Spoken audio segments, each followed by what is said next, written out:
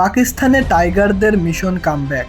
তবে এই সিরিজে বাংলাদেশের সবচেয়ে বড় বাধা বোলিং লাইনে। শত পিএসএল শেষ করা পাক বোলারদের কতটা সামাল দিতে পারে বাংলাদেশ, এখন সেটাই প্রশ্ন। বাংলাদেশের বিপক্ষে খেলবে এমন 4 বোলার আছে টপ উইকেট লিস্টে। হারিস রৌফ, ফাহিম আশরাফ, হাসান আলী, আব্রাহাম আহমেদ, এই 4 বোলার মিলে পাকিস্তান সুপার লিগে এবারের আসরে নিয়েছে 68টি উইকেট।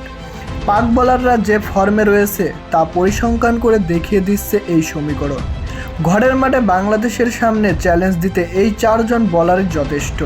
পাকিস্তানের উইকেট বরাবরই স্কলিং উইকেট হয়। এবারও লাহোরে টাইগারদের স্বাগতম জানাচ্ছে চিরচেনা রূপে। জমজমাট খেলা হওয়ার উপভাব দিয়ে রাখছে আগে থেকেই। এখানেই কি খেলাবে টাইগাররা? এদিকে রয়েছে আবার আনফর্মে থাকা তামিম লিটন। টাইগার বোলারদের নিয়ে টেনশন থাকলেও পাকিস্তান বোলাররা অনেকটাই নির্ভর করছে তাদের ব্যাটারদের উপর। কারণ পাকিস্তানের ব্যাটাররা পিএসএলে দারুণ পারফর্ম করেছে।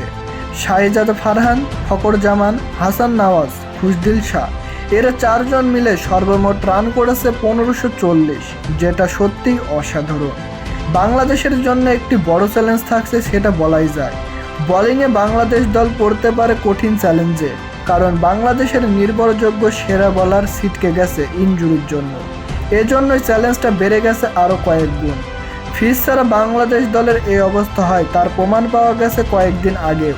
আরব আমিরার বিপক্ষে 200 রান ছুঁয়েও ম্যাচটি জিততে পারেনি বাংলাদেশ, যেটা ছিল সত্যিই অনেক লজ্জাজনক।